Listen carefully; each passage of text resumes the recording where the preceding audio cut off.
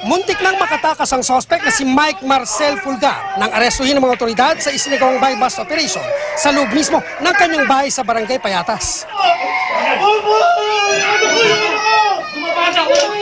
Ang batang naabutan sa loob, pumalahaw ng iyak nang makita ang kaanak na pinoposasa ng mga umarestong pulis. Nagtakbuhan din at nagsitago sa loob ng bahay ang 3 pang target ng operasyon, kaya hinabol ng mga pulis.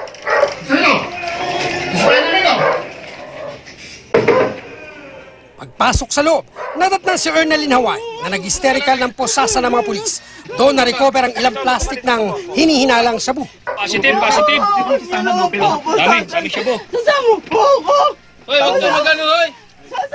Naaresto rin ang katransaksyon ng pulis na tumayong buyer na nakilalang si Aldrin Lawrence Patricio. Kasama ang nagpakilalang volunteer ng Peace and Order Unit ng Barangay Bagong Silangan na si Ariel Kailao. Kanino kander? Nasa pitaka ko lang po yan, di mo po pinangaan yan. Ba't kailangan may gano'n ka para saan yun? Para protection daw po. 10 plastic ng hinihinalang shabu ang na-recover sa mga sospek. Nilanip lang po ako. Yung pagtutula. Kami meron mga target kami dyan. Siyempre, itong target namin, tagal namin nahanap ito yung mailap sa pagbebenta ng droga. So, nahanap kami ng tiyempo. So, yun, tumbok natin. Ang 3 kasama ni Patricio, umaming gumagamit pero itinangging tulak sila ng droga. Kabilang si Fulgar na nagpakilala pang anak ng sundalo sa umarestong pulis. Nagtutula ka ba? Hindi po. Gumagamit? Magamit lang po.